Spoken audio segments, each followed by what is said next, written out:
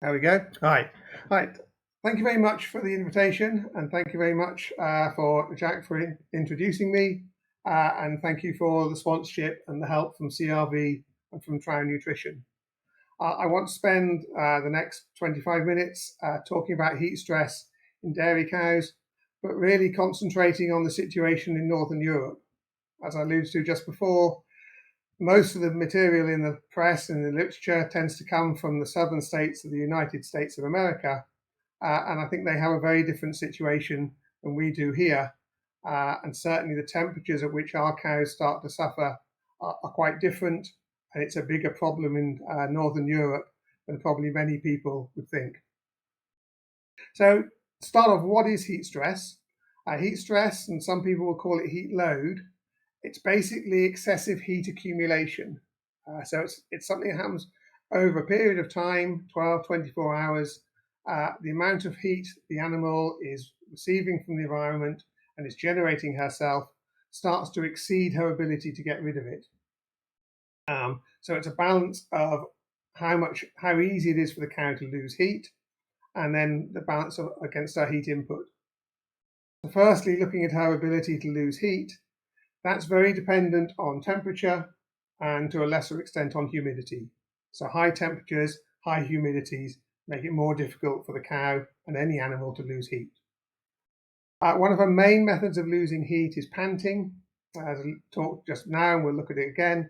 So one of the first signs is the respiratory rate goes up. We also see the cow will stand more, and she'll choose where she stands. She's trying to expose more of her skin to the air and to any passing wind, and she will also increase the blood supply to her skin, and that's one of her major routes of losing heat. Generally, they don't sweat a lot in European climates. So where does the heat come from? Switch on your camera, because then the audience can see you. All right, I thought this was a mistake. Sorry for interrupting.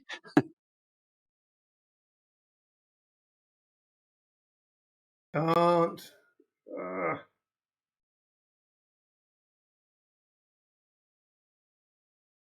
Well, that's not working. Right, there's my camera. Be somewhere at the top of your screen. Yeah, I've got the camera now. Now we've got to get back to screen share. Are we back in screen share? Mij dan uit het beeld krijgen. Super. Yeah, we can see that. Okay, thank you. All right. Okay, so where does the heat come from? What has changed dramatically in the past 30, 40 years is the amount of heat a cow is producing. Ruminants are fairly inefficient in terms of their energy metabolism, so they produce a lot of heat. So a 40-litre cow there in those figures is producing 1.6 kilowatts of energy. And to put that into perspective, that's the little heater that heats my office here in England. It's 1.5 kilowatts. So they're producing a lot of heat. That's increasing as yields go up. It's also worth noting that pregnant transition cows are also producing heat. So we will see heat stress problems in milking cows and in dry cows. The other major source of heat in Northern Europe is sunshine in grazing systems. And certainly in that picture, that black cow will have a very different environment and experience of the day compared to that white-coated cow in the background. To measure heat stress in the grazing situation, we have to use a different technique, which is called black globe, which I'll refer to later. The other reason heat stress is becoming a growing issue is because of global warming. It's widely recognized now that average temperatures are going up across the globe, but also we're getting more extremes. And we've seen that in weather patterns across the Northern Hemisphere in the past few months. This is some work from the Met Office in the United Kingdom showing that in the next 40 years, up to 2060, we're going to get considerably more hot days. So it's a problem that's going to grow. It's certainly not going to go away. So what are the effects of heat stress? The most dramatic one, or the most important one commercially, is a reduction in feed intake. This reduces the amount of energy they're consuming, and it's one of the reasons why milk yield falls. You'll see an increase in panting, and at the same time you'll then see an increase in drooling, as you can see in that picture. So there's a certain amount of saliva being lost from the cow, and along with that the buffering capacity and the minerals. The reduced feed intake and also pathological changes in the gut reduce milk yields, and you'll also see a fall in milk quality, both in protein and probably also in butterfat.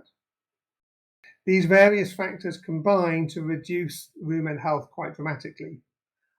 Cows tend to feed when it's cool, so they're having big meals 2 or 3 times a day. We're getting less saliva because of the drooling, so we're getting less buffering in the rumen. And the cow's physiology adapts to the panting by reducing the amount of bicarbonate available, and so the bicarbonate content and therefore the buffering capacity of the saliva falls. So the rumen is sick and it will need some help and some support. As I mentioned earlier, the cows will tend to stand more, often in areas where there's a little bit of wind blowing. That increased standing time affects the feet, affects the blood supply, venous drainage from the feet, and a lot of farmers will report that they get an increased incidence of solar ulcers in the autumn. Fertility falls, as it does with any type of stressor, and the heat stress we had last week, we've had a heat wave in Northern Europe, that will have a big impact on reproductive physiology in the coming months. There's also information in the literature coming out of Florida and Georgia in the States about the effects of heat stress on the calf in utero. And they're now finding that under their conditions, the knock-on consequences of heat stress go 1 or even 2 generations down the line. This is one of the clearest signs of heat stress, is this increased respiratory rate. It's closely linked to other assessments of animals' body temperature and their heat stress, and the trigger threshold is probably over about 60 respirations a minute. Now, as you can see on that right, that's a fairly old-fashioned shed, not a big air volume. Back in the middle of June, even in early morning, it was at 27 degrees centigrade. Her respiratory rate, when you count it, is about 92 minutes. And the other notable fact is she's not ruminating. So all that cow is doing is controlling her temperature.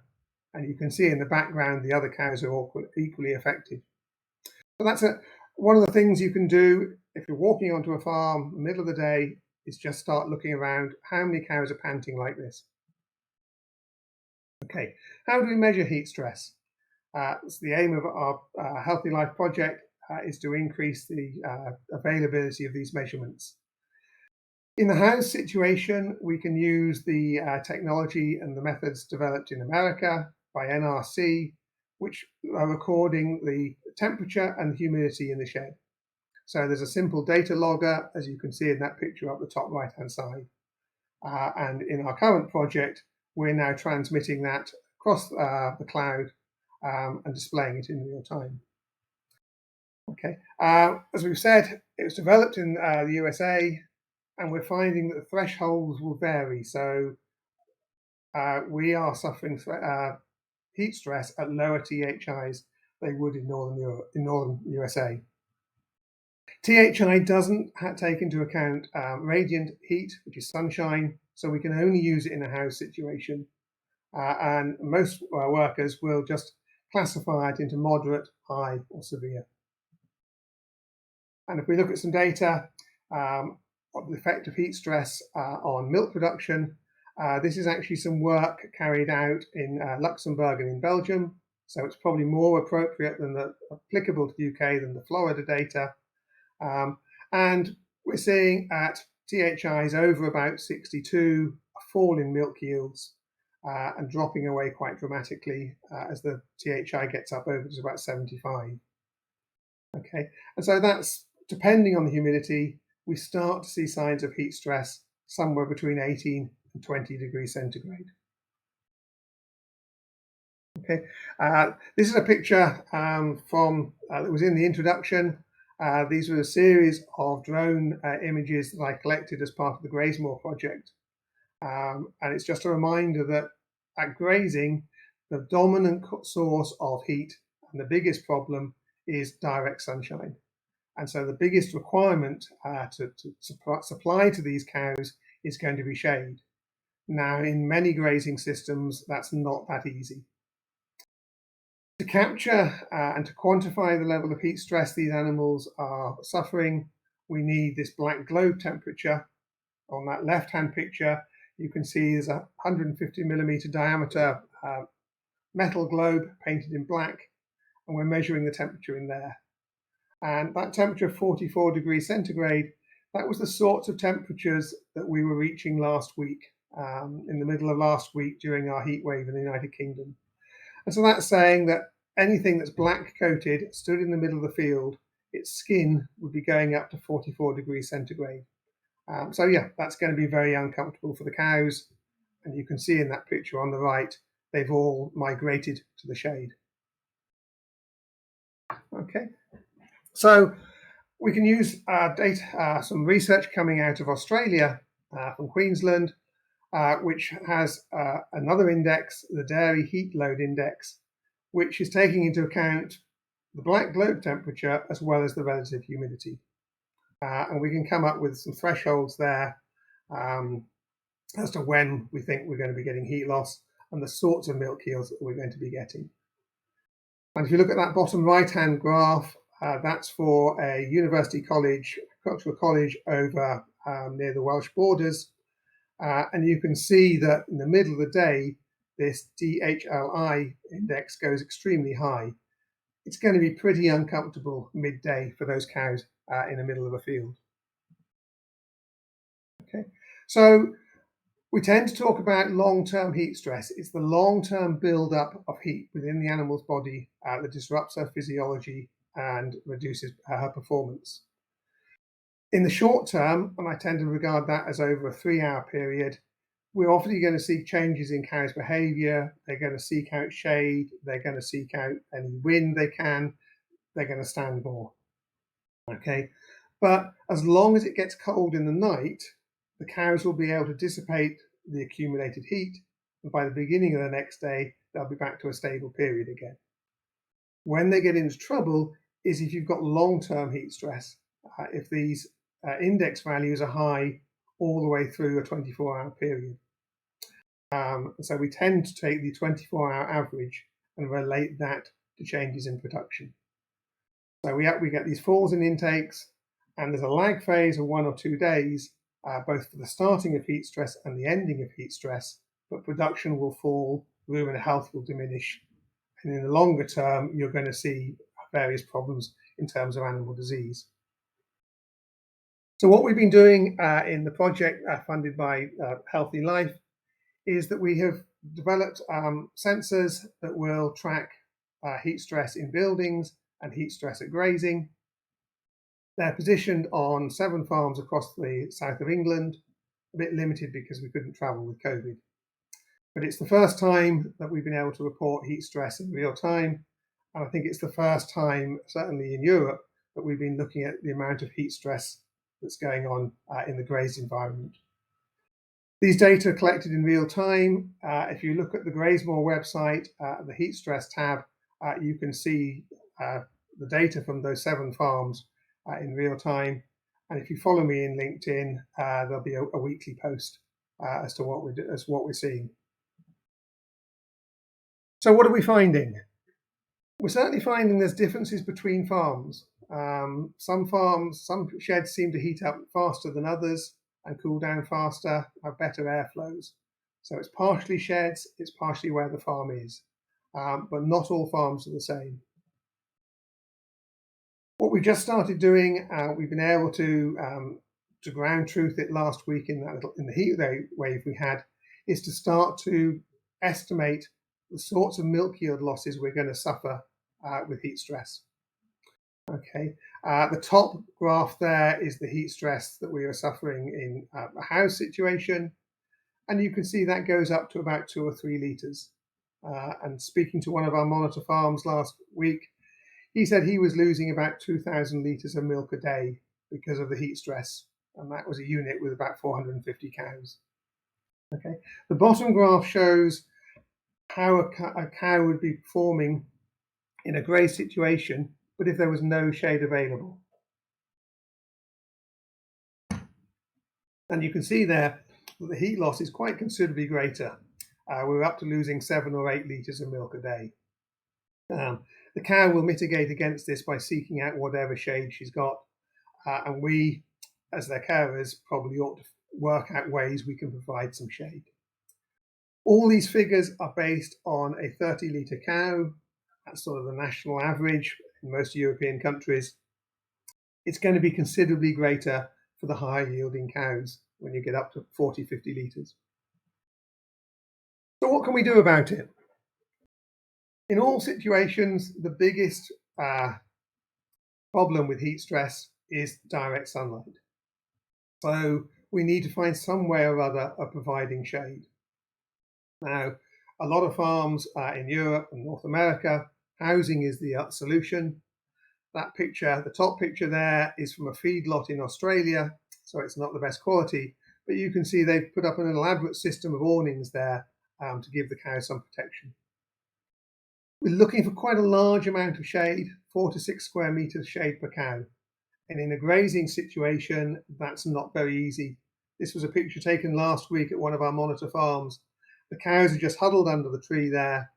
And what will happen as they all gather there is you'll get urination on the ground, the ground will get wet, it'll get muddy, you increase the risk of mastitis and so forth.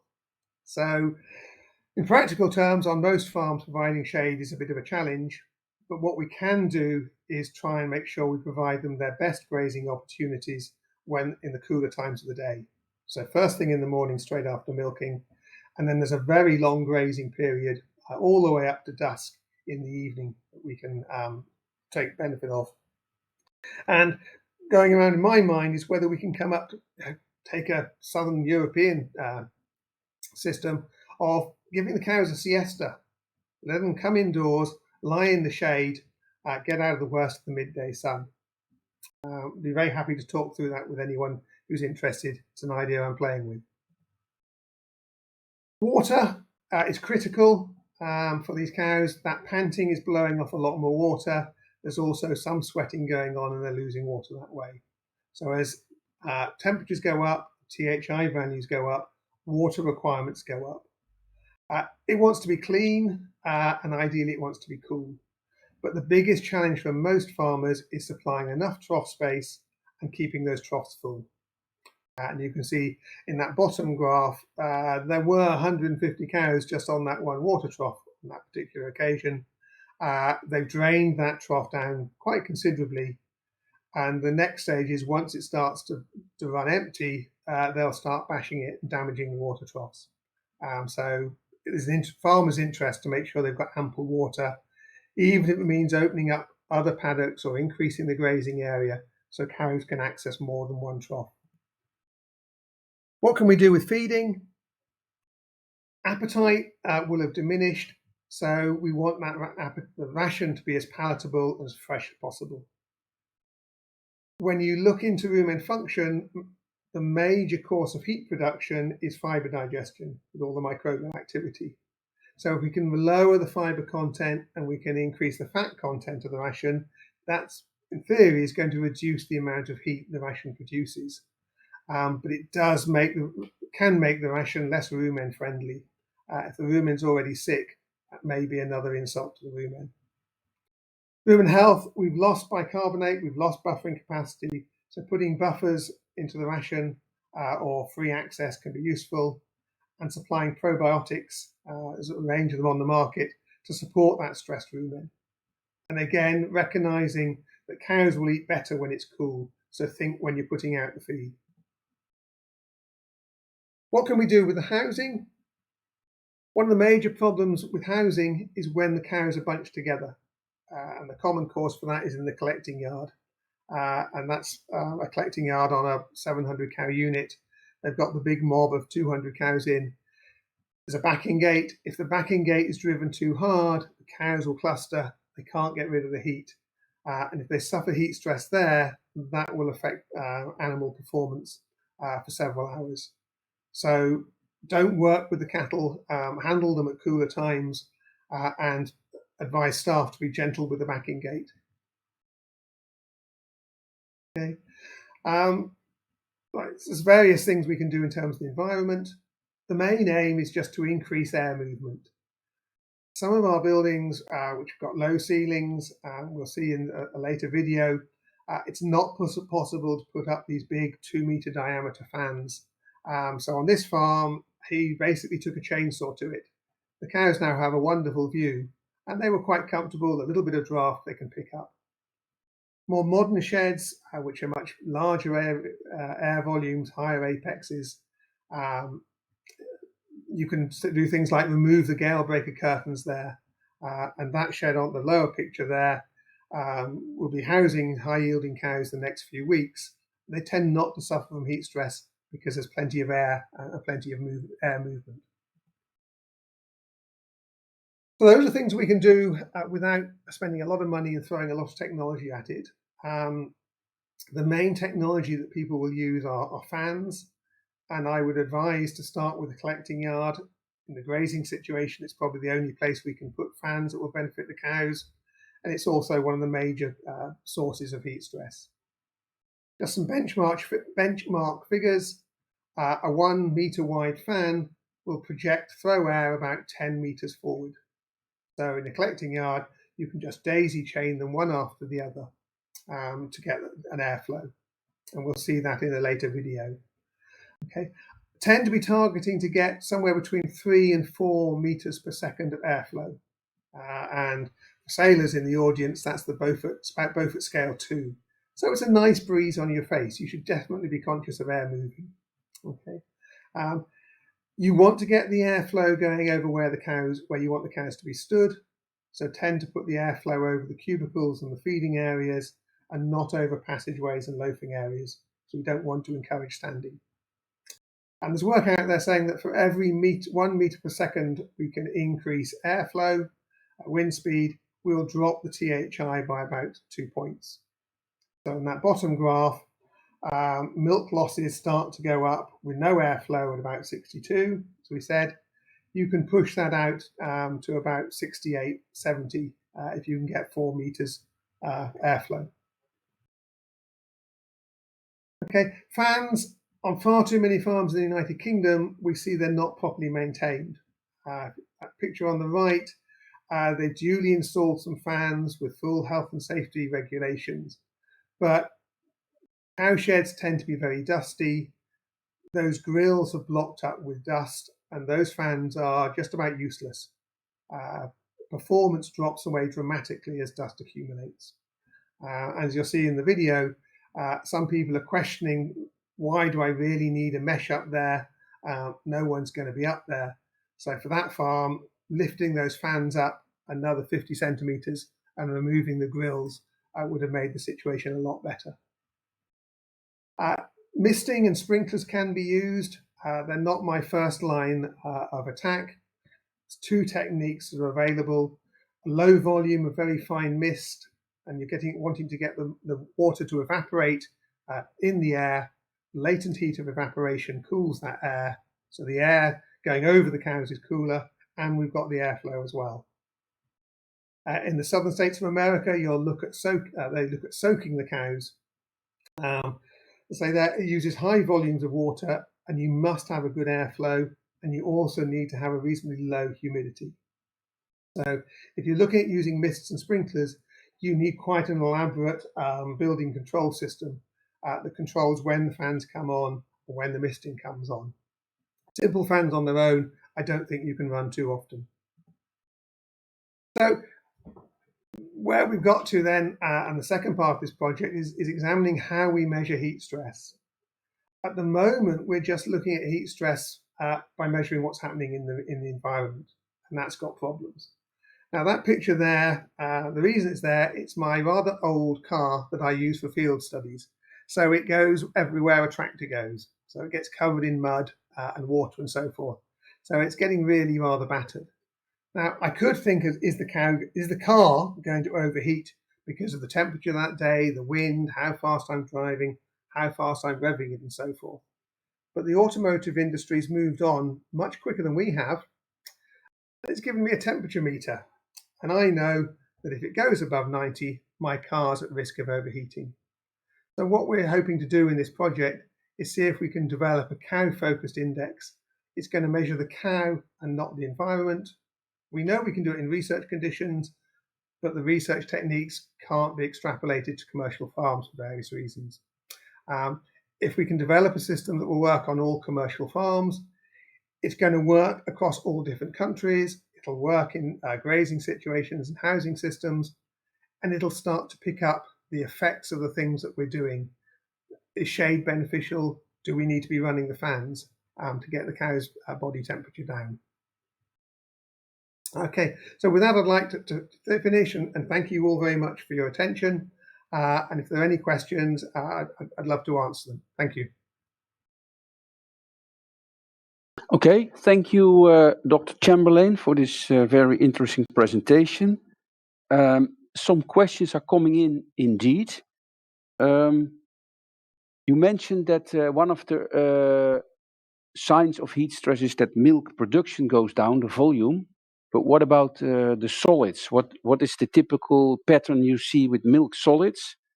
And do you believe that can also be used to identify heat stress? Yes, yeah, milk yield goes down. I put up some graphs, the sort of drops we'd expect to see. There's research work out there that says that rumen protein will fall. Milk proteins will fall. That's probably linked to energy supply. And butterfats will also fall. Now, you can use those as a marker for heat stress, but I would suggest on most farms it's going to be too late. We get milk qualities probably once a week on a lot of farms. I'd encourage you to look at the cows, look at the cow signals, look at the cow health, and use that as your indicator for when you need to start putting in mitigating control measures. Okay, and then there's a question from Mr. Contu. He asked you what kind of fence should we use, and then he means do we go for the normal fence or do we use the HVSL type? I'm not familiar. I don't know exactly what he means by HVLS, but I know there's a lot. The simple fans, the box fans that I've shown there, the manufacturers will say that you don't get a very good flow after them. You then move to the vented ones. I'm just looking to get some airflow across the cow's back. And if I can get 4 meters per second across the cow's back, then that's my target. So basically you would say just talk to the supplier of the fence if they can deliver that, rather than worrying yourself about exactly what type. Okay.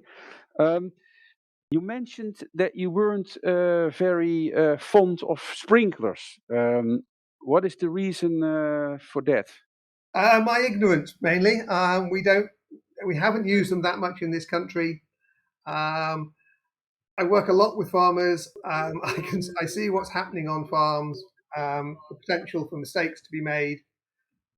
Poor management and poor running of fans, overuse of them isn't going to hurt the cow. But if you're going to put sprinklers in and cow soaking systems in, you've really got to have a computerized system to control when they run and so forth. So they're going to be a more challenging system to set up and to run. So either you go with them, but then do a decent job, or stay away from them, right? That's my feeling, yes. Yeah. Right.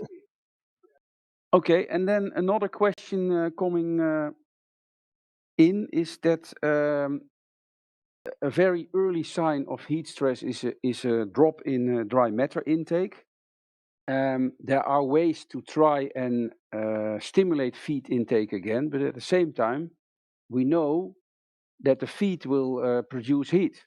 So should we stimulate feed intake in these animals, or should we accept that they eat less and accept the loss in milk production that is a direct effect of that? If we do nothing, then we will see quite large drops in milk. The farm I alluded to there, he was losing 2,000 litres a day on cows that are housed all year round. I think he would say that I can't afford to lose 2,000 litres a day.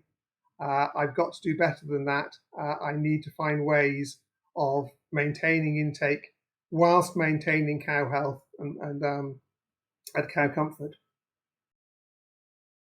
Okay, thank you for that answer.